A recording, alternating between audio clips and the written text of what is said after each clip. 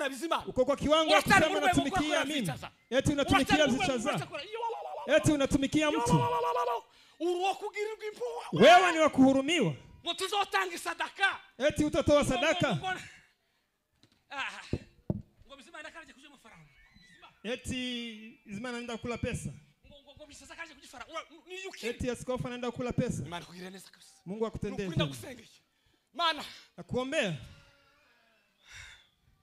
manumva isengesho ryanje manareba gahinda kanje icyo ngingiye nuko bene wacu baki ejo ari umuntu twahuye muntu wamwe muri mugi juzi nimepatana na mtu hapa town aje gusaba abandi boza basaba akaja kuomba ngiye kumuheza wakati naenda kumpa watwaye kwicara ambwira ngo reka ngo mabana bateka mutwe baada ya kuketi mtu akaniambia hawa ni watu wa ndambwira ngo ateka umutwe nikasema wacha ajifanye ama sijifanye ya kwanza ni ya kwanza amen amen zambara babwira ijambo intambwe zine kaniwaambia hatua 4 zituma ijambo ry'Imana rigira akamaro mu hatua 4 zinafanya neno likuwa na manufaa huwa nasema kila jambo rya mbere neno la kwanza ngo nukugira umwete wo gusoma Biblia ni kuwa na juhudi ya kusoma Biblia kugira umwete wo kwisoma kuwa na bidii ya kusoma ukagira umwete wo gusoma Biblia unakuwa na bidii ya kusoma Biblia abantu bafite umwete wabyinshi watu wana bidii ya bafite umwete wo gushaka dossier wana bidii ya kutafuta kutafuta amafaranga wana bidii ya kutafuta bafite hela umwete wo gushaka ubuzima bwa none wana bidii ya kutafuta maisha ariko umwete wo gusoma wako busy lakini juhudi ya kusoma neno kiu ya kusoma neno imeisha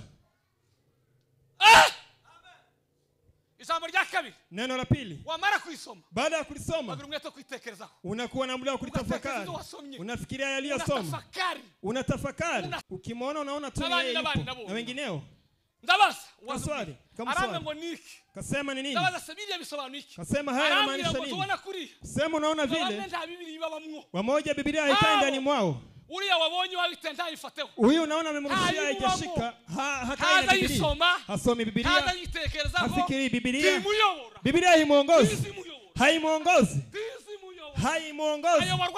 anaongozwa na hisia zake anaongozwa na yale ameona lakini Mkristo mbana maisha yaliyobadilika jambo la kwanza ni nadhirishwa na kukaa pamoja na Mungu anakaa na Mungu maombeni anakaa na Mungu katika neno ni lini ulikaa na Mungu ni lini ulikaa na Mungu ni lini uliamua taomba kongamano lolote tushangilie Mungu kwa ajili ya waimbaji Mungu awabariki sana Bwana Yesu asifiwe amen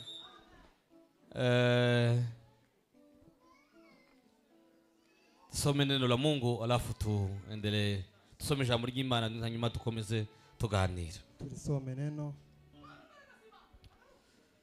kwandiko rw'Abaroma igice cya 12 umurongo wa mbere ndagerangiza umurongo wa kabiri Warumi 12 mstari wa kwanza hadi wa pili naho ndi busube honyineho hapo nitasoma pekee mutwe w'ijambo aho ngaho haravuga ngo imirimo ikwiriye imibereho ya Kristo kazi ifayo kwa maisha ya Ukristo nuko bene data ndabinginga kubw'imbabazi z'Imana ngo mutange imibiri yanyu ibitambo bizima byera bishimwa n'Imana ariko kuyikorera kwanyu gukwiriye kabiri cyane niho nashatse ko tuganira kandi mwe kwishushanya nabiki gihe ahubwo muhinduke rwose mugize imitima misha kugira ngo mumenye neza iby'Imana ibashaka iby'Imana ishaka ari byo byiza bishimwa kandi bitunganye rwose amen amen soma kwa Kiswahili basi ndugu zangu na wasii kwa huruma zake Mungu basi ndugu zangu na wasii kwa huruma zake Mungu itoeni miili yenu iwe dhabihu iliyo hai takatifu ya kumpendeza Mungu inayompendeza Mungu ndio ibada yenu yenye maana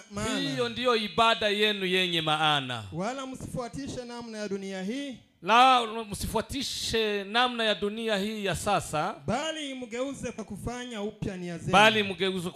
upya nia zenu pate kujua haki mapenzi ya Mungu yaliyo mema ya kumpendeza na ukamilifu amen data urakomeye kandi uzuye imbaraga n'ishobora n'ubusho tuguciye bugufi cyane igitondo cy'uyu munsi wa none tuguhimbaza Mana hayindi Imana ihwanye nawe ibindi byose byitwa Imana ariko nibigirwa Mana kuko bigira amaso ntibibona zigira amatwi ntizumva zigira amaboko ntizikora zigira amaguru ntizigenda zigira akanwa ntizivumwa Yesu amaso yazo n'amatwi yawe ntizumva Mwami ariko wewe uri Imana yacu, ibyo washatse byose warabikoze Mana. Cyubahiro ni cyawe, ntawe muzagisangira. Uri imbaraga z'abakwizeye, uri amahoro y'abakwifuza Mana. Tuguciye kandi bugufi tukunezerewe Mana, mu imbabazi n'umutwazi turiho Mwami. Duhagaze imbere y'iteraniro ry'ubwoko bwawe Mwami Yesu nk'abantu buntu. Nta magambo dufite, nta bwenge dufite byatuma ubwoko bwa mwisi bwumva, ariko turasaba gushobozwa n'umwuka wera w'Imana. Mwami Yesu, duheze kuvuga ibyo ushaka, kandi ijambo ryawe rize rimeze nk'amazi afutse amara inyota, rize ari umutuma Mwami Yesu uvura, rize Mwami Yesu nk'inkota, kandi imbaraga n'ubushobozi bwawe zeme kuba nawuze. Bitavuga Imana bicecekere munsi y'ukuboko kw'Imana, ushake bw'Imana rwo bukoreka, byose bikorerwa kugira ngo icubahiro kugarukire none ibi bidashira mu izina rya Yesu twizeye. Amen. Amen. Bwana Yesu asifiwe. Hallelujah. Ndashima Imana ise umwami wacu Yesu Kristo. Namshukuru Mungu Baba wa Bwana yetu Yesu Kristo, watubashishije akaduza guterana uyu munsi ono. Ambaye ametuwezesha na kutupa kushiriki leo. Teka ryose tuvuga guterana si bisanzwe. Daima tunasema kusanyiko si kawaida. Kuryama no kuzuka si bisanzwe. Kulala kuamka si kawaida. Kuko uhamye ugiye mu bitaro ubunyine, sababu kienda hospitalini sasa wasanga ari bamwe babacikana ubunyine. Unaweza pata kuna watu babajanwa muri morgue, hari abandi bajijwe muri sare yo y'ibagiro. Kuna watu wanaingizwa katika upasuaji. Abandi barimo za oxygene. Wengine wanapumuzi. Izo ni ibibazo byinshi bitabate kunezera. Hizo ni shida zangu nyingi haziwezi kufanya. Ariko twebwe twateranye, kini sisi ambao tumeshiriki, reka tuvuge ngo Imana ishimwe. Wacha tuseme utukufu kwa Bwana. Ndashima Imana nanone kubw'imirimo myinshi n'ibitangaza Imana yakoze. Nashukuru Mungu kazi nyingi na miujiza yake. Imana yabanye natwe mu rugendo. Alikaa nasi kwa safari. Twari twajanye n'umudamu. Tulikuwa tumeenda na bibi. Turagenda n'urugendo rurerure. Ni safari ndefu. Imana iraturinda. Mungu akatulinda. Rubanza twagiyemo rugenda neza. Ili ni kumetubeba ikadulinda salama. Imana ishimwe ko yabanye natwe ihimbaza. Bwana asifiwe kwa sababu amekuwa nasi. Ndashima Imana ko yarinze umuryango wanje. Nashukuru Bwana kuilinda jamii langu. Ndashima Imana ko yarinze itorero. Nashukuru Mungu kwa ulinzi kwa kanisa. Ndashima Imana ko yarinze abavandimwe n'ishuti. Nashukuru Mungu kwa kulinda ndugu. Imana yabikoze nanone ihimbaza. Mungu asifiwe. Bakimbwira ngo tuganire. Waliponiambia nitazungumza, numvise amagambo menshi. Nilisikia maneno mengi. Menshi cyane. Maneno mengi sana. Ariko ngenda njonjora. Nikaenda nikichagua kugeza uyu munsi w'ejo paka jana niho namashije kuvuga ko tuganira ijambo. Ndipo nilisema tuzungumuze neno hili. Ijambo nahaye umutwe ivuga ngo, neno nimepea kiini isemayo, ubuzima bw'umukristo, maisha ya Mkristo wahindutse uko buteye, ambaye imebadilika vile inafaa kuwa. Ubuzima bw'umukristo wahindutse, maisha ya Mkristo ambaye amegeuka uko buteye, vile cyangwa ama imiterere y'ubuzima bw'umukristo wahindutse, vile maisha ya Mkristo ambaye amebadilika yako. Ese umukristo wahindutse ateye ate? Mkristo ambaye amegeuka ako vipi? Arangwa niki? Anadhihirishwa na nini? Niki wo umenya kuko umukristo yahindutse? Vipitisho gani ya kujua Mkristo amegeuka? Hari ibimenyetso, kuna ishara, hari bigaragaza, kuna vile zinadhihirisha kuko ya kuwa imvura igiye kugwa, mvua ikaribia kunyesha, hazabe ibimenyetso, kuna kuwa na manshara, hazabe imihindagano, kuna kuwa na uvumi, kuna kuwa pia mauvumi, kuba ababizi wale wanafahamu bazavuga ngo imvura igiye kugwa, wanasema mvua iko karibu kunyesha. Bwana Yesu asifiwe sana. Amen. Nibindi byinshi bigiye bigira ibimenyetso byabo, na mengine mengi yana manshara zake. Natekereje rero ko duhindukirije tuganira ijambo. Nimefikiria tuzungumuze neno, imiterere y'umukristo wahindutse, mwenendo ama tabia za Mkristo ambaye amebadilika, imiterere y'ubuzima bw'umukristo wahindutse, maisha ya Mkristo ambaye amegeuka. Ubuzima bw'umukristo wahindutse, maisha ya Mkristo ambaye amegeuka ni nini? Bwana Yesu asifiwe. Amen. Haleluya. Amen. Umukristo, Kristo, iri jambo ngo ryavugiwe ahantu abakristo ngo muri Antiokia. Hili neno limezungumziwa katika Antiokia. Rivugana na Antiokia mu gihe ngo babonaga abigishwa cyangwa se intumwa n'izindi. Wakati alikuwa ameona mitume na wengineo. Kuko muri Antiokia niho hari itorero ry'abanyamahanga hatangiye. Kwa sababu Antiokia ndio kulikuwa na kanisa la wanyamataifa. Ngo barabazanye ngo bitegereje cyane ukuntu baza bagenda n'ukuntu bavuga. Walipowatazama vile wanasema mwenendo wao. Ngo baravuga ngo abangabo uko babagenda. Kusema hawa mwenendo wao. Uko bahaye bavuga. Vile wanatamka. Uko bakora. Vile wanafanya. Ngo barakora kuko Yesu yakora. Hawa wanafanya kama Kristo. Ngo babita ngo aba Kristo. Wakasema hawa ni wa Kristo. Hari tandikaniro. Kuna utofauti y'abakristo. Ya wa Kristo n'abakristo. Na watu wa Kristo. Twese. Sote. Turaba Kristo. Sote ni wa Kristo. Twese. Sote. Hawa bahindutse. barahindutse kiwemo wale waligeuka habatarahindutse wale hawajageuka abakiriye Yesu kumwana wale mpokea Yesu kwa mfalme bakavuga turakeye bakaza bakabatizwa wakaja na kubatizwa abo ni abakristo hao ni wakristo ariko abakristo lakini watu wa Kristo ni abandi ni wale bemeye walikubali kwakira Yesu kupokea Yesu Yesu ahindura imitekerezo yao Yesu akabadilisha mafikira Yesu yao ahindura imivugire yao akabadilisha misemo yao Yesu ahindura ingendo zao akabadilisha mwenendo wao Bwana Yesu asifiwe sana haleluya tutatumye Paulo sababu Paulo yabibwiye abakorinto aliwaambia wakorinto aravuga ngo mwa bakorinto sema enyi wakorinto uyu muntu ari muri Kristo Yesu mtu akiwa ndani ya Kristo kwaba yarabaye icyaremwe gisha amekuwa kiumbe kipya bizake ya kitambo mambo ya kale ngo biba byarashize yameisha aba yarahindutse gisha amebadilika kuwa mpya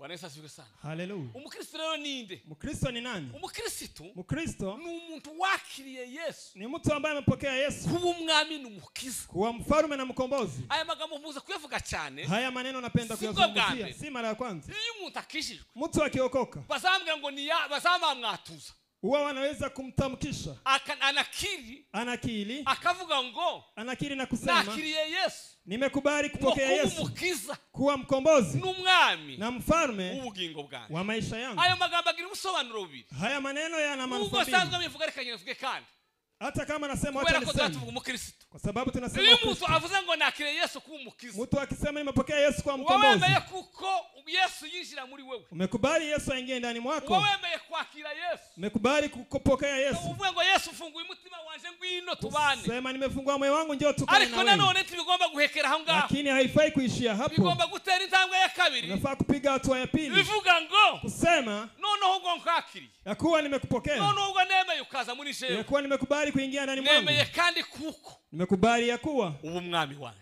uwe mfalme wangu untegeke uweze kuniongoza unyobore uniongoze ungaze uweze kutawala ibitekerezo byanjye mafikira yangu geuze maisha yangu ni wewe muhaye mwami nimekupa Yesu uyobore uweze kuongoza ngo witwa ni Merile mzee ambaye anaitwa Merile yaravuze ngo alisema ngo abantu benshi watu wengi umubare w'abantu benshi watu wengi ngo wakiriye Yesu kumukiza walipokea Yesu kuwa mkombozi bemeye Yesu walikubali Yesu ariko ntibarakamwemera nk'umwana lakini hawajampokea kama baracari babandi bado ni wale babandi bakera wale babandi bari bameze kera vile walikuwa zamani batarakizwa bara abanyamujinya walikuwa ni watu wenye chuki n'ubu baracari abanyamushima bado ni watu wenye chuki batarakizwa bari indyarya kabla ya kuokoka walikuwa n'ubu baracari indyarya bado ni watu wa manafiki batarakizwa bara abanyabinyoma kabla ya kuokoka walikuwa n'ubu baracabesha paka bado ni waongo batarakizwa bara abasambanyi kabla ya kuokoka walikuwa washarati bado ni wausharati kuvuga ngo isho bakoze kile walifanya bahinduye aho bari walibadilisha mahali ariko walikuwa ntibaragahinduka aho bari babiho lakini hawajabadilisha vile walikuwa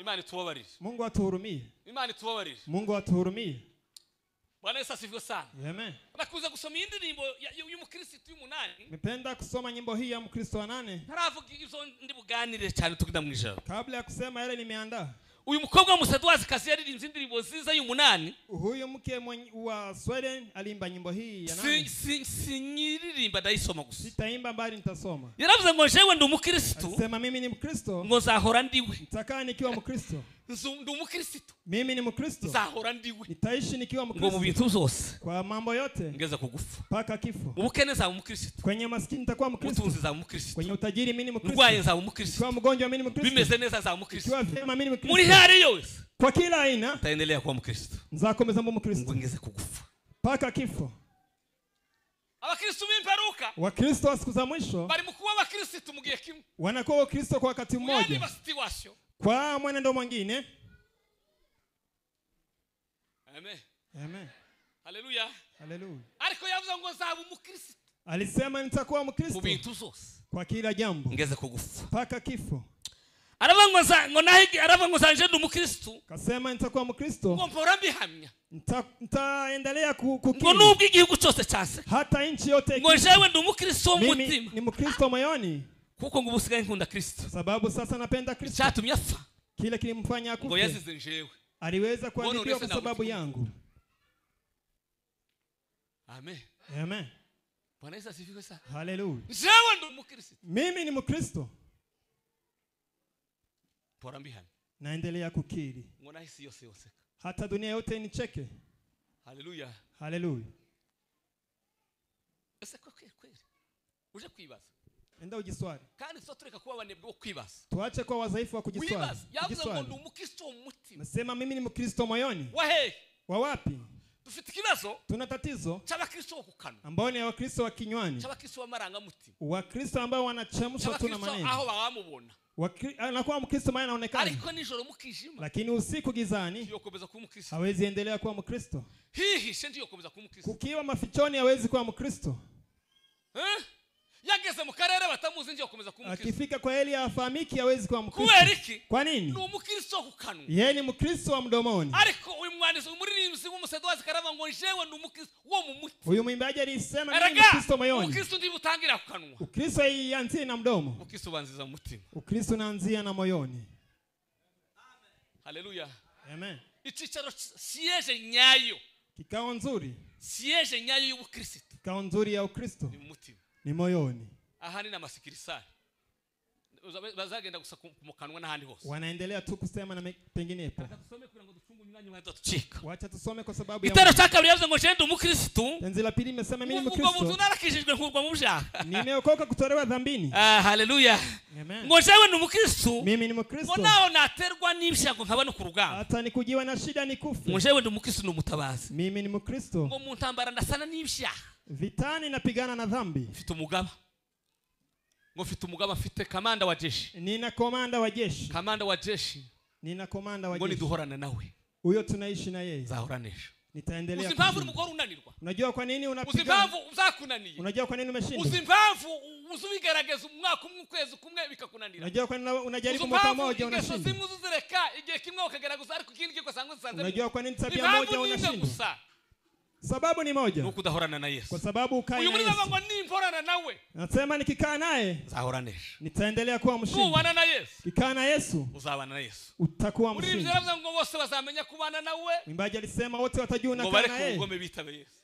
wacha wasi wakubali Yesu nani shimwe cyane Bwana apewe sifa cya gatatu ngo jewe ndi umukristo mimi ni mkristo ndi umwimukira mimi ni msafiri ngo ndakomeje mu rugendo rwanjye naendelea safari langu naendelea na safari ndakomeje urugendo sijachoka bado sindaruha hata shida mubibazo hata shida nubwo ibibazo hata magonjwa nubwo indwara hata umaskini nubwo ubukene hata nichekelewe nubwo hata nidharauriwe nubwo ninaendelea kuwa mkristo ndakomeza kuba mkristo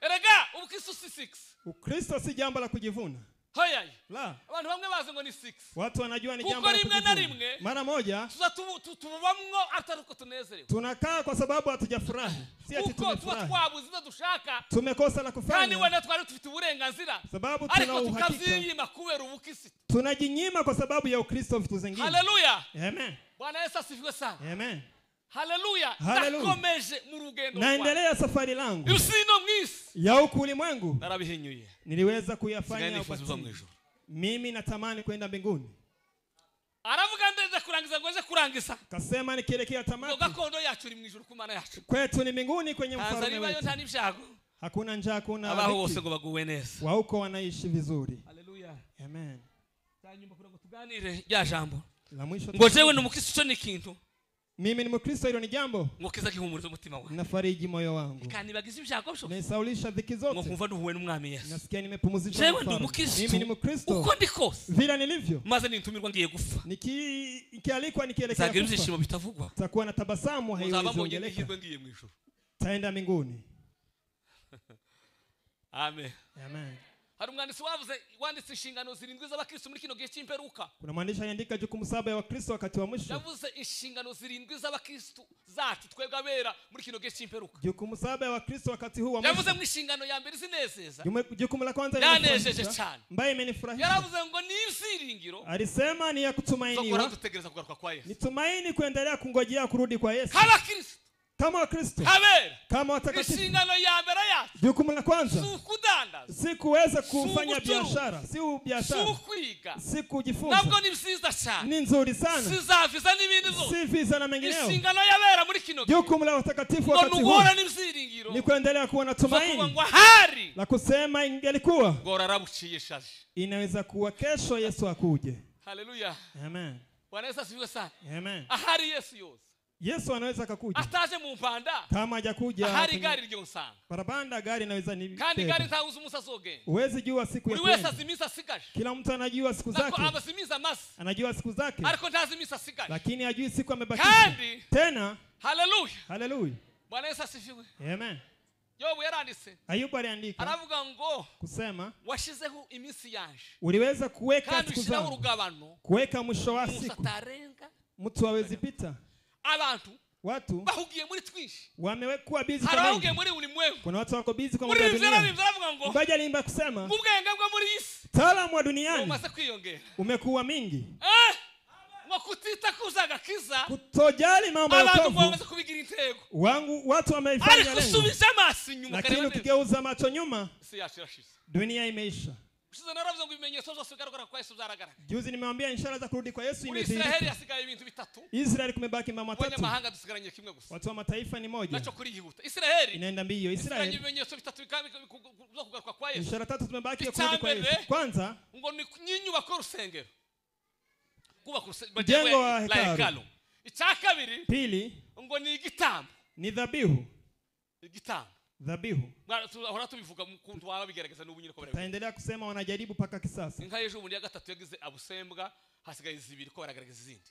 Kuna zingine wanajaribu ya tatu imekuwa na shida. Hasigaye umutamzi kuhani ubu bafite abantu barengisha nabo mu nzu ya Lewi. Wana watu zaidi ya 100 waje nyumbani kwa Lewi. Basanga bafite amaraso yeneza ya Aaron. Walifika wakapata na damu ya Haruni. Umurimo umurusenge. Wanaandaliwa kazi ya Haruni. Izo ni ibimenyetso bitatu bisigaye kuri Israeli. Hizo ni ishara tatu zimebaki kwa abanyamahanga. Sisi wenye mataifa. Ikimenyetso kimwe gusa. Mebaki moja. Ubutumwa bwiza. Injili njema. Nibwahe turi isi yose. Ikifika ulimwenguni. Yesu azoshoka zadati. Yesu atarudi bila kuchoka. Izo birukanka. Ibizogashuru satellite zinaenda kwa uharaka. Hariho amaradio na mateleviziyo na radio na TV YouTube. Ko ziriyongera buri munsi. Zinaenda kwa uharaka. Azo zose ko biravuga Yesu. Hayo yote yanazungumza Yesu. Ibisiringizo kwa Yesu. Tumaini la kurudi kwa Yesu. Haleluya. Amen. Intambwe rero. Hatua zitatu zo guhinduka. Hatua tatu za kugeuka. Ni gani? Paulo aliandika mu Efeso sindavuga cyane. Katika Efeso cyane. Intambwe ya mbere. Hatua ya kwanza. Yahise ngo nukwambura umuntu wake. Alisema ni kuweza kujivua mtu wa kale. Nukwambura umuntu wake. Kubadilika ni kuweza kujivua mtu wa kale. Niba warakijijwe. Kama uliokoka. Niba narakijijwe. Kama niliokoka. Niba twarakijijwe. Kama tuliokoka. Tukigira ingeso.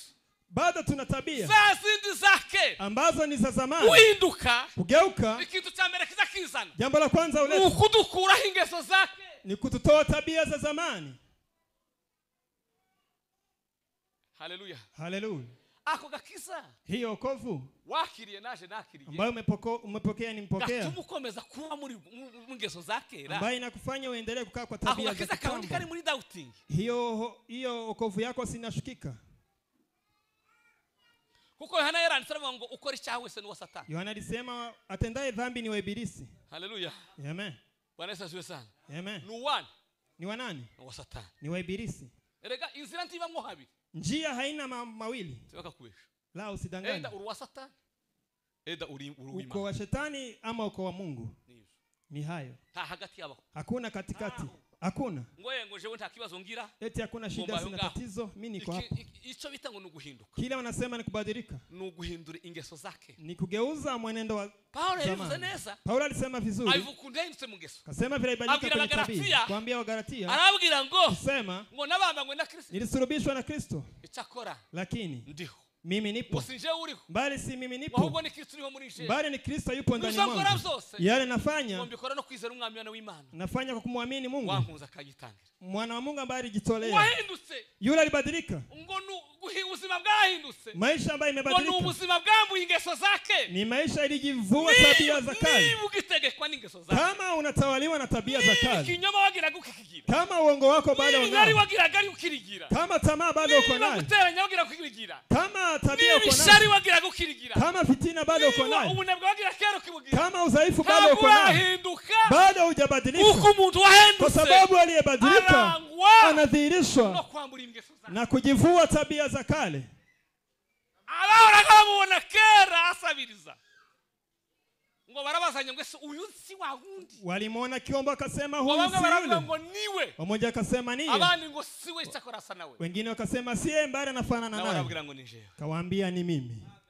Nimekutana na Yesu wangu. Na huye na Yesu. Yeye mwenye uwezo. Wewe ushobozi. Akaniokoa. Yarantabaye. Nimekutana na Yesu. Na huye na Yesu. Wahuye na Yesu kweli. Ulipatana na Yesu kweli? Sawa magambo. Sio maneno. Wahuye na Yesu. Ulipatana na Yesu. Yari mwahuye na Yesu. Ni nini ulipatana na Yesu? Wahuye na Yesu. Ulipatana naye wapi? Yesu mwahuye. Yesu ulipatana. Watumyura kingeso zawe zake. Ambaye kufanya wacha tabia za kale. Amen.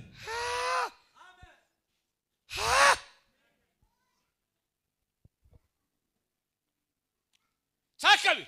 Pili, ngo nukugi ubwenge buvuguruye. Ni kuwa na hekima ambayo imeweza kubadilika. Kukuwa na mafikira ambayo yamebadilika. Kara zamani tutarakizwa kabla ya kuokoka. Na utarakizwa. Nawe kabla ya kuokoka. Kuna mengi tulikuwa tukifikiri. Kuna yale ilikuwa imetawala akili. Tulikuwa tunafikiri yale na yale. Ndio yalikuwa na muda mwetu.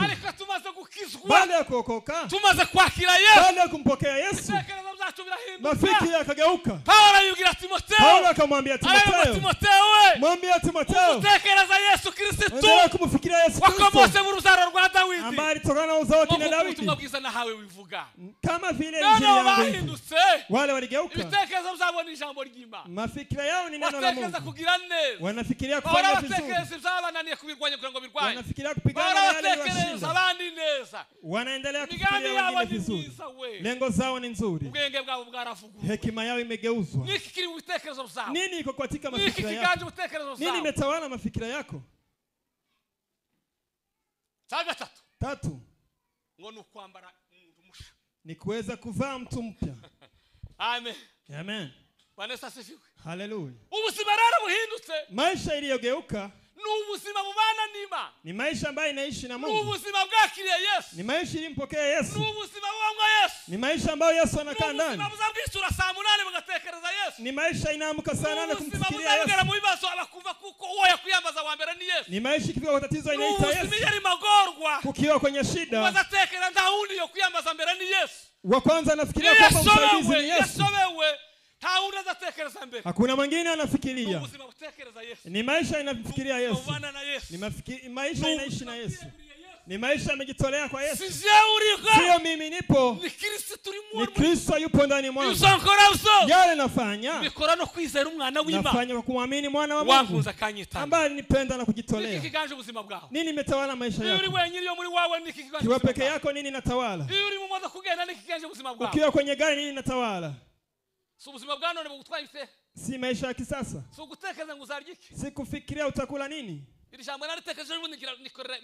Hii neno nimefikiria juzi nikaweza kukaa nikafurahi. Nikagundua vipya. Inasema tafuteni kwanza ufalme. Msiomboleze eti mtakula nini. Kwa sababu hayo baba anajua mnahitaji. Anajua hauna nguo. Yesu anajua unataka kula. Anajua unataka kulipa renti. Anajua unataka kuishi. Kusema nyone hazivuni ndege.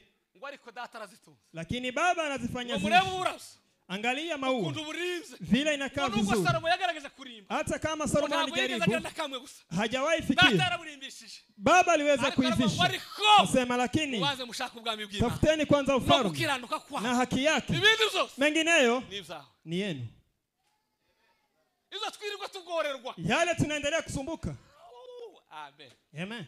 Hallelujah. Hallelujah. Bwana Yesu asifiwe. Amen. Hallelujah. Hallelujah. Hallelujah. Hallelujah. Hallelujah. Hallelujah. Narinizwe n'ijambo ariko reka kuna neno hari jambo ryari kwa limekuja lakini zariyo naza zitera nukira ngo ndebe kuntu nari munkiri muri deliberation ndivuge cyangwa ndireke ariko deliberation amwe munice niseme wala niache lakini nimesikia kuacha. Bwana Yesu asifiwe sana. Amen. Atukuze Mungu wa milele. Pewe sifa Yesu. Hallelujah. Hallelujah. Urugendo rwo mutayi ruzaranga. Hii safari itaisha jangwani. Wakati wa kuishi kwenye maana itaisha. Taingia kwenye Kanaani. tuweze kufika. Haya yataisha. Haya yataisha. Hakika yataisha.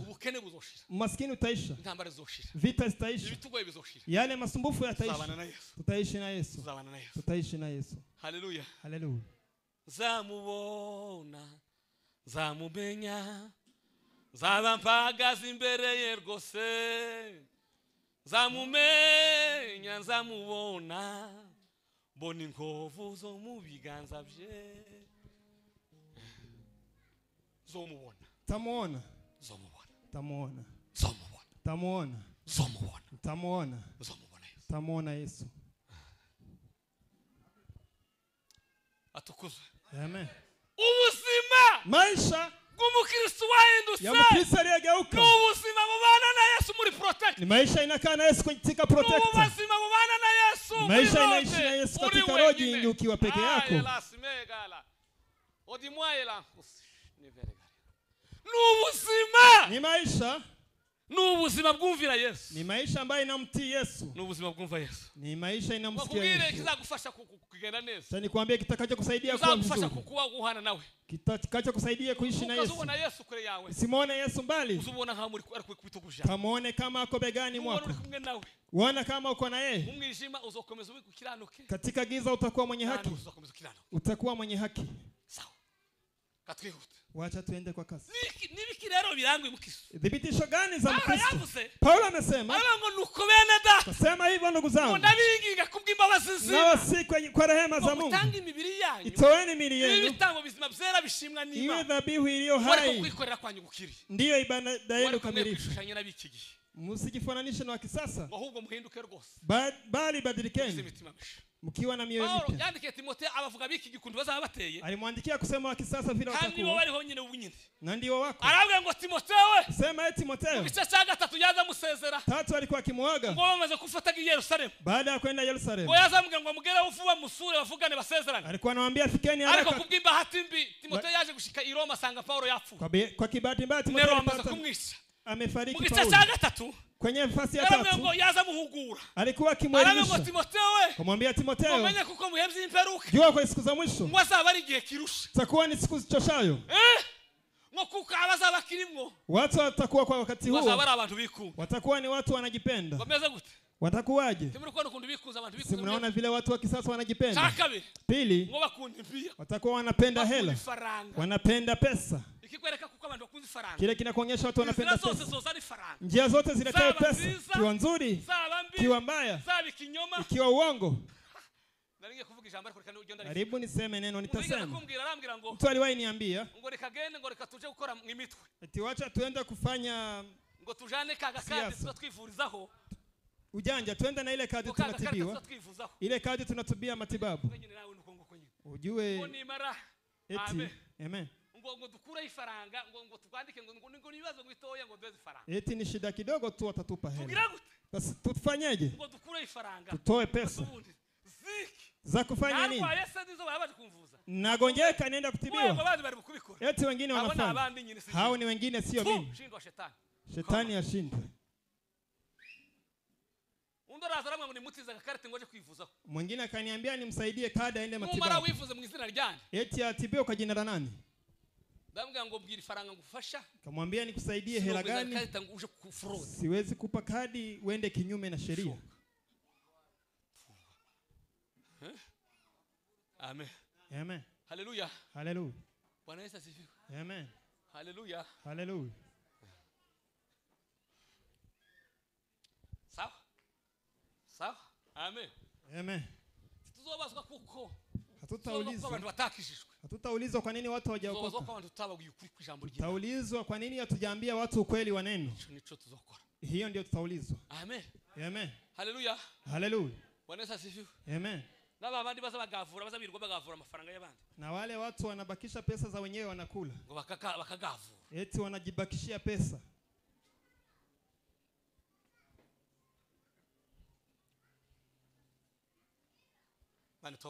Mungu atuhurumie. Arabwira ngo bazaba ari usigenge. Akawaambia ni watu watakuwa wanajitawala. Ngo ndibo bakivuga ngo icyaha cy'umuntu. Hawatakuwa wanasema dhambi ya mtu. Bene wao bahari bamahaguruka ngo bavuze.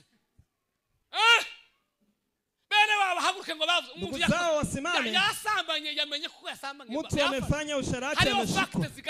Kuna dhihirisho. Niba mukora ko bene wabo amahaguruka. Wakimgusa ndugu zake wasimame. Umujura arazwi niba mukora bene wabo. Ni mwizi anajulikana akiguswa ndugu zake wasimame. Tayari mbere y'Imana kuzoja kusobanura. Hiyo dhambi mko tayari mbele za Mungu. Wanyu umujura ngora mwari. Utaweza kumhakikishia mbele za Mungu. Wacha nikidomodomo kila mtu achukue mzigo wake mwenyewe. Buri wese afata umuzigo we. Sizobandura mwana wanje habe sizobana n'umugore wanje yakoze amafuti. Sitakana mwanangu ama bibi yangu akifanya makosa. Achukue mzigo wake mwenyewe. Kila mtu aibebe mzigo yake. Bwana sifiwe. Amen. Ngo turarenganijwe.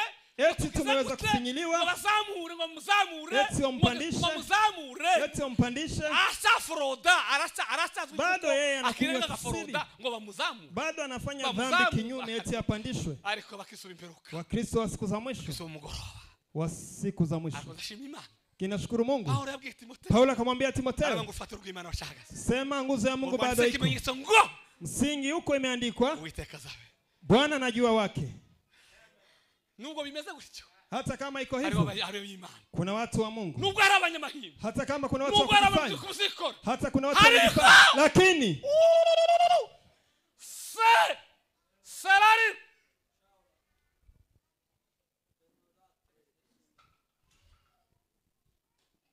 Amen. Amen.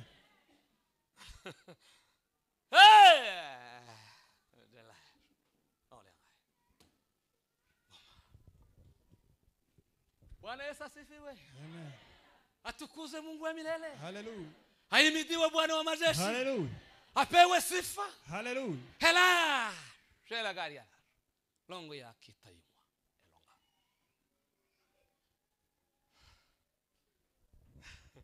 Alikuwa ni mwizi wa sadaka. Twamjua. Sadaka. Alikuwa yeye ni muongo twamjua. Yari umunyakinyoma twamjua. Alikuwa ni msherati twamjua. Yari umusambanyi turamuzi. Alikuwa ni mwenye nini na nini twamjua. Yari afite ibi nibi turamuzi. Wachena chukue mzigo wake mwenyewe. Reka ikorera umuzigo we wenyine. Wachena chukue mzigo wake. Reka ikorera umuzigo we wenyine. Amen. Amen. Atukuze Mungu milele. Amen. Bwana Yesu asifiwe. Hallelujah. Hallelujah. Amen. Kanihote rero. Niende haraka. Uwo muntu rero. Huyo mtu. Uwo mukristo. Huyo mkristo. Ubahe ubuzima bwahindutse. Ambaye anakaa kwa maisha yaliyobadilika. Anadhirishwa na nini? Nadhirishwa na nini? Ijambo rya mbere. Neno la kwanza. Warangwa. Nadhirishwa no kumara umwanya munini. Na kuchukua muda mrefu ali imbere y'Imana. Akiwa mbele za Mungu. Agira umwanya munini kumara imbere y'Imana. Anakaa na muda mkubwa akiwa mbele za Mungu. Agira umwanya munini. Ana muda mkubwa. Umwanya wiwe. Muda wake. Agira umwanya munini kurana n'Imana. Muda mkubwa kuwa na Mungu. Asenga. Kiomba. Asoma ijambo rye. Kisoma neno. Atekeza kuma. Akifikiria Mungu. Agira umwanya munini. Ana muda mkubwa. Azabyukanisho. Anaamka usiku. Azagenda kumusoza agasiga abandi. Wenda mlimani kuacha wengine. N'abandi azajana n'abandi akabasika mu bitekerezo. Wakati mwingine anaacha wengine na muri kumwe mu bitekerezo ariko agira umwanya. Mnaweza kuwa naye lakini ana muda wake na Mungu. Sisoma magambo kubera nta mwanya mfite gusoma. Sitasoma maneno kwa sababu ya muda. Tasema tu sura mwende mkasome. Hiyo neno usome. Muri Zaburi. Katika Zaburi. Ya 84. 84. Murongo wa 11. Mstari wa 11. Kwizera ku 12. Hadi 12. Zaburi ya 84. Zaburi 84. Murongo wa 11 ugeze ku murongo wa 12. 11 12. Huyo arangwa anadhihirishwa na kugira umwanya na kukuwa na muda wa kuwana n'Imana ya kuishi na Mungu. Abana n'Imana anaishi na Mungu. Abana n'Imana anaishi na Mungu. Mu bitekerezo by'iwe abana n'Imana. Kwenye fikra anaishi na Mungu. Magambo yiwe abana n'Imana. Kwenye msemo anaishi na Mungu. Yesu gusenga agira umwanya munini wo kubana n'Imana. Kati wa Mungu ana muda mkubwa na Mungu. Hallelujah. Hallelujah. Agira umwanya munini wo kuba muri Biblia. Ana muda mkubwa wa kuwa Bibiliani. Amen. Amen. Ejabundi nararose ndi Rwanda. Juzi nilikuwa na ndoto nikiwa Rwanda. Nari mu nzozi. Nikiwa katika ndoto. Ona ko umuntu afite za Biblia nini agaenda akakata Biblia nyinshi cyane. Kaona mtu amekuja na Biblia nyingi. Agenda azitera abantu. Akaenda kirushia watu. Akayitera abantu umwe nkabona imufasheho. Anarushia mtu naona imemshika. Mwingine imeanguka. Kabona uwundi mufasheho. Mwingine imemshika. Hari umwe twari kumwe aho ngaho. Kuna mmoja tulikuwa naye hapo. Ngo bayimuteri iratibuka. Walipomrushia Biblia ikashuka. Ngo usenda bubaza kandi nyine umureba nyine ubona nkaho ari uriko. Ukimwona unaona tu yeye na wengineo. Ndabaza waswali aranga ngo niki kasema ni nini ndabaza Biblia bisobanura iki kasema haya maanisha nini tubona kuri sema unaona vile nta Biblia babamwo wamoja Biblia haikai ndani mwao uriya wabonye wabitenda ifateho huyu unaona amemrushia haijashika hakai na Biblia hasomi Biblia hajitekerezaho hafikiri Biblia Biblia haimuongozi haimuongozi haimuongozi. ayoborwa n'amarangamutima Anaongozwa na hisia zake, ayoborwa n'ibyo abonye, anaongozwa na yale ameona. ariko umukristo Lakini Mkristo uri mu buzima bwahinduka, mbana maisha yaliyobadilika, jambo la kwanza ni arangwa nadhihirishwa na kukaa pamoja na Mungu. Anakaa na Mungu maombeni, anakaa na Mungu katika neno. Ni lini ulikaa na Mungu? Ni lini ulikaa na Mungu? Ni lini uliamuka ukazungumza na Mungu? Ni lini ulisoma Biblia? Ni lini? Ni lini? Kama hayo yapo ndani mwako, maisha yako yanashukika.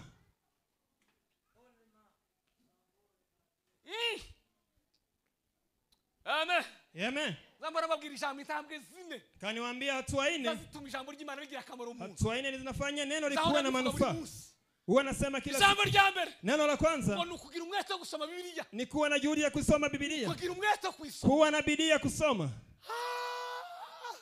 Ukagira umwete wo gusoma Biblia. Unakuwa na bidii ya kusoma Biblia. Abantu bafite umwete wabyinshi. Watu wana bidii ya nini? Bafite umwete wo gushaka dossier. Wana bidii ya kutafuta gushaka amafaranga. Wana bidii ya kutafuta hela. Bafite umwete wo gushaka ubuzima bwa none. Wana bidii ya kutafuta kimaisha. Ariko umwete wo gusoma ijambo. Wako busy lakini juhudi ya kusoma neno. Kiu ya kusoma neno imeisha. Ijambo rya kabiri. Neno la pili. Wamara kuisoma. Baada ya kulisoma, unakuwa na muda wa kulitafakari. Unafikiria yaliyosoma. Unatafakari. Unatekereza. Tekereza ibyo wasoma. Unatafakari hayo. Unasoma verse. Unarudia. Unarudia. Unatafakari. Unafikiria. Hatua ya 3. Unaweza kujipima kwa neno hili. Unasema hili neno nimesoma. Huwa naheshimu. Huwa nakubali. Haleluya. Haleluya. Haleluya. Haleluya. Haleluya. Kuko. Kwa sababu. Haleluya. Haleluya. Halicho bitango ni logos. Kuna kile unaita logos. Logos. Akabalisho bita rema. Kuna kingine kinaitwa rema. Logos ni nyuguti. Hiyo ni herufi. Harufu. Nukuifata mu mutwe. Ni kuweza kushika kwenye kichwa. Dufite abantu benshi bize. Kuna watu wengi wamesoma. Ndabona namwe muzamubona. Mnawaona pia. Badize bazi theology azayivuga ukagira ngo none. Walijifunza wanajua theology. Akisema unajua anaandika Biblia. Lakini bado ni yule yule. Hajageuka. Ataisoma kumwona nijoro. Anasoma usiku mchana. Hakuna kitu kimegeuza. Lakini rema ni maisha. Kwa neno unaunganisha na maisha. Kila umesoma ndicho unafikiria kinakuwa maisha. Kikwambia pendana unapendana. Kikwambia omba unaomba. Ukiacha fitina unaacha. Nikikwambia acha masengenyo unaacha. Nikikwambia acha chuki unaacha. Kukaa na Mungu kwa neno lake. Bwana asifiwe. Haleluya. Haleluya. Ine. Neno la pili linamdhihirisha. Anadhihirishwa. Amen. Anadhihirishwa.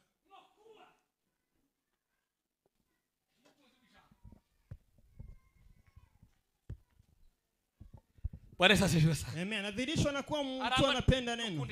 Anapenda neno. Ngabere twari tuvuze ngo agira umwanya gutindana n'Imana. Kwanza tumesema na muda ukaa na Mungu. Kwenye mafikra, mu ngendo, kwenye mwenendo, masengesho, kwenye maombi na penginepo. Cyakabiri kimuranga. Pili namdhihirisha. Arangwa. Nadhihirishwa no kukunzi w'ijambo. Na kuwa mtu anapenda neno. Anapenda Biblia. Soma Biblia usenge cyane kandi ushikame. Reka guhemuka amasezerano. Haleluya. Haleluya.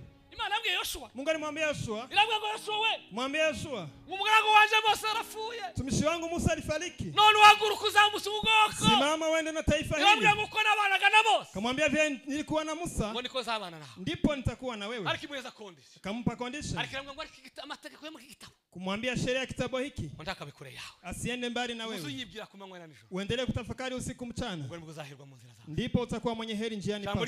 Neno la Mungu. Mwandishi baravuga ngo nitawa. Mwandishi akasema ni taa ngoreza rimurikira ibirenge ambaye inaangazia njia zangu. Aravuga ngo naribikiye mutima wawe. Sema niliweka moyoni pangu ndipo nisiweze kuzini. Umukristo usoma icyumweru. Mkristo ambaye anamaliza wiki.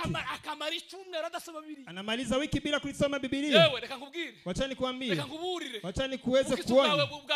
Ukristo wako unashika. Siku yoyote gote unaweza ukaanguka. Na kuapia. Ukristo ushingiye gusa ngo nini? Ukristo ambayo tu ni mambo haya. Utaanguka. Lakini haleluya. Bwana Yesu asifiwe. Haleluya. Ikiranga cha kabiri. Dhihirisho pili. Kiranga ubuzima bwahindutse. Ya maisha yaliyogeuka. Azabu umukunzi w'ijambo. Anakuwa ni mtu anapenda neno la Mungu. Kumanywa kaisoma nijoro. Nalisoma usiku mchana. Haleluya. Haleluya. Bwana Yesu asifiwe. Haleluya. Ariko Biblia ni nziza. Biblia ni nzuri. Ariko Biblia ni nziza. Biblia ni nzuri. Biblia ni nzuri. Haleluya. Amen. Muza kuvuga ijambo kera bagaza ari publicity bagaza bakoresha 96 mu Rwanda. Kuna publicity walikuwa wanasema huko Rwanda. Bagaza bavuga ngo utazi ibanga rya Guinness. Walikuwa wanasema mtu ambaye hajui siri ya Guinness ni mtu ambaye hajaonja. Ariko utazi uburyohe bw'ijambo. Mtu ambaye hajui utamu wa neno. Yule hajui utamu wa neno. Biblia usoma uhayumva gahindaga amaso amarira hatonya ku mutima. Biblia unasoma ukiwa na dhiki moyoni. Amarira arakamye. Unasikia machozi yameisha. Biblia usoma ukumva washobewe imbere mwijima wabaye. Ihale unaangalia unaona umucutambi tuwabireba. Unaona nuru kikuja. Yo, haleluya we. Haleluya. Bigaze mucha kuntambikana ndine ema hospital. Narindemze cyane. Nilikuwa nimeenda hospitali nikiwa mgonjwa. Narindemze cyane nije nyine nijo. Kuwa nimeugua nikiwa peke yangu usiku. Nikasikia nimefika mbali. Ngo nikurure Biblia aho yari. Moyo kaniambia nichukue Biblia mahali ilikuwa. Nikaweza kuvuta. Hata kwenye Biblia kuna tarehe hiyo na saa hiyo na sekondi. Bwana Yesu asifiwe sana. Amen. Haleluya. Amen. Soma ijambo rivuga ngo nico gituma zagukiriza. Nikasoma na nisema ndio sababu nitakuponyea. Kwa sababu ninipenda daima. Nikasikia maisha yamegeuka. Daktari yaje kuntera ishinge saa 8. Daktari ndunga shindano saa 8. Kwa nini ngo naona kwa uso unatabasamu? Avanga kubera kimbona wishimye maso. Ndamwe ngo hari zabaye muga. Kamwambia kuna yale yametendeka, kuna yale yametendeka. Zari zabawe na serum zabawe niki? Zari zabawe ni jambo rivuga ngo kuko wakuza kama. Yameletwa na neno kwa sababu anipenda daima. Yo, ndakukundisha Biblia. Ndakukundisha Biblia. Na kufanya upende Biblia. Kapenda Biblia. Kapenda Biblia. Kuna Biblia wapi? Penda Biblia.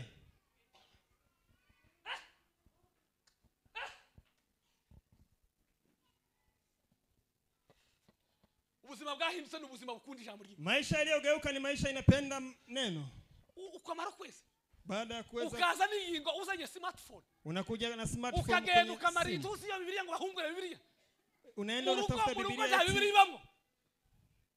Bomani hakuna Biblia. N'urwo rugo ruri muri Dawudi. Hiyo nyumba inashuku. Urwo rugo rutubase kuri Biblia. Hiyo nyumba ambayo haina Biblia. Hiyo nyumba inaishuku. Amen. Amen. Yesu ashimwe. Bwana asifiwe. Yesu ashimwe. Bwana apewe sifa. Turachari kumwe. Tuko pamoja. Turachari kumwe. Tuko pamoja. Ndio maana shwa. Mpe Bwana utukufu. Amen. Amen. Uru rugendo rwo mu butayo. Ruzarangira. Njira muri Kanani yaje. Vijana. Mwarubiruko. Vijana. Uri mukureka Biblia ukagira ngo uzongera gute? Unaacha Biblia utakuwaje? Urugo hawe witegura gushinga. Hiyo bomu unataka kujenga na ile uliyo. Nakutangarije ku mugaragaro mbibwira ijambo ry'Imana. Nakutangazia hadharani. Nakanya gato. Ni muda mfupi. Uzasenyuka. Itaweza kubomoka.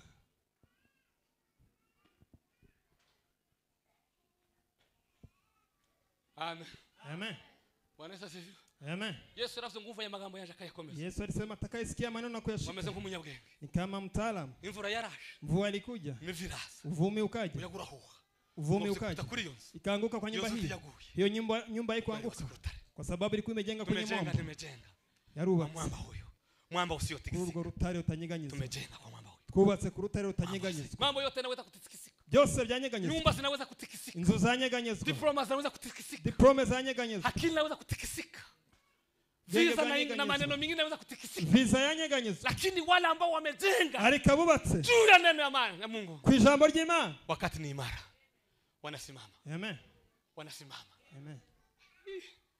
Tuzoja mwisho. Tutaenda mbinguni. Tuzoja mwisho. Tutaenda mbinguni. Hiyo ni ukweli. Tutaenda mbinguni. Amen. Amen. Sawa. Tatu. Ngwarangwa no gukunda umuryango w'abana b'Imana. Anadhirishwa na kupenda jamii ya wana wa Mungu.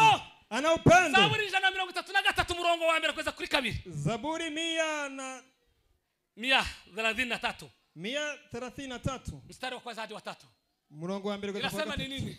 Ivuga gute? Iravuga ngo regango ni vyiza. Nasema ni vyema kwa bavandimwe batorana bahuje. Ya kuwa ndugu waishi wakisikilizana. Uimeza kama mafuta y'igiciro so mutwara. Ni kama mafuta. Erega ni vyiza gutorana. Ni vyema akunda umuryango w'Imana. Anapenda jamii la Mungu.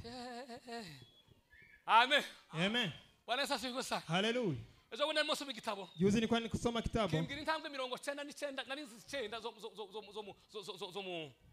zo mu mugenzi. Kaniambia hatua 99. Kaniambia hatua 99.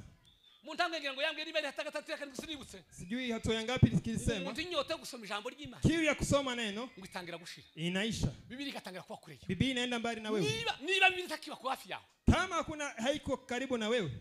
Uri mutambwe yakangaye gusubira. Uko kwenye hatua ya kurudi nyuma. Akunda abantu. Napenda watu. Kunda abantu. Penda watu. Traffic. Nini tunaulizana? Unaulizana na watu nini? Ni kufana bagenzi wao. Ni nini unaulizana na watu? Bagenzi wao. Unaulizana na watu nini? Penda wenzio. Penda wenzio vile unajipenda. Amen. Amen. Hallelujah. Hallelujah. Bwana Yesu asifiwe. Amen. Atukuza Mungu wangu. Hallelujah. Tukundane. Tupendane. Kunda abantu we. Penda watu. Kunda abantu. Penda watu. Ni biremwe bizima. Ni viumbe vya Mungu. Kunda abantu. Penda watu. Ngwizo kayiwe ngo ndizihuza nawe. Bari bamwe ngo tohurana ngo baramutse. Kuna watu hawezi salimia tabia zake na zake haziendana. Ukiona akimwona anapenda. Mtu anaimba na mwingine hawasalimianangi. Unaishi na mtu kanisani hamsalimiane vipi? Maisha yaliyogeuka inadhihirishwa na kupenda wengine. Haleluya. Haleluya. Inadhihirishwa na nini? Na kupenda wenzio. Kama vile Baba alitupenda nasi tupendane. Paulo akasema hakuna deni lengine mbali kupendana. Penda nini? Penda nini? Fanyia vyema watu. Ninasema tufanyie wote vyema. Sana sana watu wa nyumbani pa Mungu. Dakika kidogo zimesema. Haleluya. Haleluya. Itakane. Yaine warangwa no kugira ururimi rwo kwizera. Anadhihirisha na kuwa ulimi wa anajitamkia maneno ya imani. Anajitamkia na neno la imani. Asa anajitamkia maneno ya imani. Anajitamkia maneno ya imani. Asa yaturiraho. Anajitamkia amagambo maneno yo kwizera ya imani. Sinzafa. Sitakufa. Ahubwo nzaramba. Nitaishi. Ili niweze kufikiria watu kazi za Mungu. Sitakuwa maskini, nitakuwa mtajiri. Sitakuwa hivi, nitakuwa hivi. Yale unajitamkia ndio yatakuwa kwako. Tamkia watoto wako. Kajitamkia vyema. Haleluya. Haleluya. Amen. Kajitamkia mema. Jitamkia mema kwa jamii lako. Nadhihirishwa na kujitamkia maneno ya imani. Sitakufa, nitaishi. Sitakuwa maskini. Sitakuwa kichwa. Amen. Hilo neno nimejua juzi. Kapata kati mrefu niliweza kupigwa kabla kujua. Nilijua wakati nilipigwa haya maneno sikuwa najitamkia. Kuna wakati nilikuwa nasema mimi sitakuwa tajiri. Si nilikuwa nasema. Lakini nilipata ilikuwa ni upumbavu. Amen. Nilishangaa. Nilishangaa kabisa. Sawa. Mathayo 17:20. Mathayo 17:20. Gatandatu 5. Ahora ahugiye ku murimo wo wamuhamagaye. Anaisha kikako kazi ya aliyemuita. Ahora ahugiye. Anakaa akiwa busy. Yatwawe cyane n'umurimo wo wamuhamagaye. Amebebwa sana na kazi ya aliyemuita. Umurimo wamuhamagaye. Kazi ya aliyemuita. Akunda umurimo w'Imana. Anapenda kazi ya Mungu. Aha nari kuwatinda. Hapa ningekawia. Alikuwera kuko umwanya watugisha. Lakini kwa sababu ya muda. Tuone Wakristo bimperuka. Si unaona Wakristo wa siku za mwisho. Umurimo iyo tukora umurimo hano. Wanajua tukisema kazi. Bishop ngo umurimo runaka. Eti ni kazi ya bishop na mtu fulani. La. Si umurimo wanje. Si kazi yangu. Amen. Amen. Bwana Yesu asifiwe. Amen. Si umurimo wanje, si umurimo wako. Si kazi yangu, si yako. Umurimo wacu twese. Ni kazi yetu sote. Twese biratureba. Sote yanatuhusu. Twese biragira gute? Sote anafanyaje?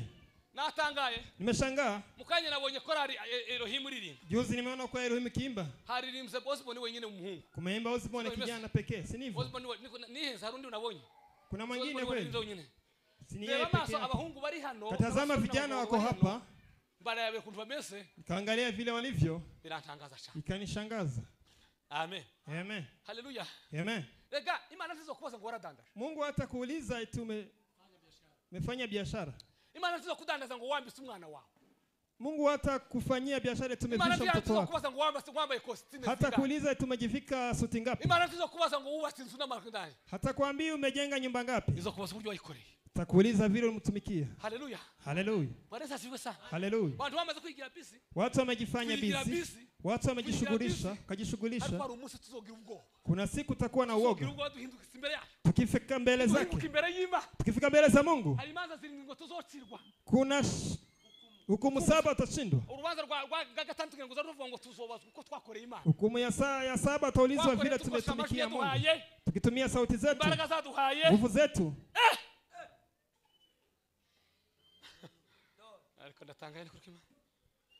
Wachari mukristo kuva ngo kurakora runaka baada wewe ni mkristo kusema wachari mu rwego ngo kurakora bizima uko kwa kiwango kusema natumikia mimi eti unatumikia vichaza eti unatumikia mtu uruo kugirirwa impuwa wewe ni wa kuhurumiwa ngo tuzotanga sadaka eti utatoa sadaka ngo bizima ndakaje kuje mafaranga eti bizima anaenda kula pesa ngo bisasa kaje kujifara ni yuki eti askofu anaenda kula pesa imana kugira neza kabisa Mungu akutendee ukunda gusengeye mana akuombea manumva isengesho ryanje manareba gahinda kanje ico ngiye nuko bene wacu baki ejo ari umuntu twahuye umuntu wamwe muri mugi juzi nimepatana na mtu hapa town acha kusaba abandi boza basaba akaja kuomba ngiye kumuheza wakati naenda kumpa watu kwicara ambira ngo reka ngo mabana bateka mutwe baada keti mtu akaniambia hawa ni watu wa ndambira ngo ateka mutwe nikasema wacha ajifanye ama asijifanye ya kwanza ni ya kwanza kumpa sadaka auteke aweze kujifanya kuna watu wanakuja wanajifanya eti wanaombaomba hiyo sijali kila nataka ni mkono uliotoa itabarikiwa amina amen haleluya amen tukazutanga usi unatoa titwaje gutanga imana tujakuwa kutolea Mungu barunaka bari bashime eti mtu fulani ashukuru ko ahazoge nati tutishinzwe toa pali tenda tujali kile chako toa mkono wako ukamfanyia babirya neza wakifanya vizuri babirya nabi wakikula vibaya hukumu ni ya sisi hukumu si yawe hukumu ni ya nani ya sisi nifata mafaranga y'ikanisa chukua pesa za business yako nenda kuyatumikia biashara bila kufanya kazi ya Mungu wewe ambaye umetoa hauna hukumu ni kwangu wanakuwa na bidii ya kumtumikia Mungu wanabidii ya kufanya practice hawawezi sukumwa hawasukumwi kwenda practice Biblia inasema araniwe umuntu wese ukora umurimo w'Imana yeyote ambaye anafanya kazi ya Mungu akisukumwa afumwe araniwe ukora umurimo w'Imana wese anayefanya kazi ya Mungu agononwa na ulegevu alaniwe kila yeyote ambaye anafanya kazi ya Mungu kwa ulegevu alaniwe afanye nini alaniwe avumwe amen kora umurimo w'Imana fanya kazi ya Mungu kora Imana izaguhera fanyia Mungu kazi atakulipa Mungu atakulipa kora Imana fanyia Mungu kazi fanyia Mungu kazi kora Imana fanyia Mungu kazi fanyia Mungu kazi asifiwe Yesu haleluya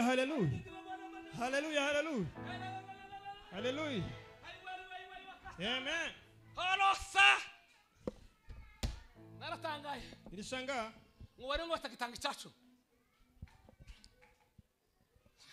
hawe ntanto ngutoki kandi mbabari sitaweza kumnyoshia mtu mkono Ngo yotanga iki cya 10 eti hawezi toa fungo la 10 umwe jo bundi yaje kumbwira turasengana simubwira mmoja wa hapa alikuja kuniambia ngo yagize inyatsi eti amekuwa na ngo none refera we musengere anakuja eti aweze kuombewa azayobora kundi kundu muka arambira ngo mubaze mwese roho akaniambia ni lini nimewahi toa fungo la 10 ngo amaze nk'imyaka nk'itandatu eti amemaliza kama miaka 6 imyaka itandatu miaka 6 udatanga icyacu bila kutoa fungo la 10 waje ngusengere ngo eti umekuja kuomba iyo shetani yoreka kuinjirana hiyo ibilisi inaweza kataja kuingia uzi kuti iyo tatanze icyacu kama utoe fungo la 10 ugimana ngo sinzirikanizo wakoze kumwambia Mungu sitii kazi zako ugimana ngo mana ngo sinzirikanizo wakoze kumwambia Mungu sitii kazi zako kwa sababu fungo la 10 ni kazi de reconnaissance ambayo ni ya ni kitendo cha kuna mtendo la kujari ukavuga ngo mana wangirina unasema Mungu kwa mengi ulinipa naje ndazirikanye nami nimeweza kujari nimejari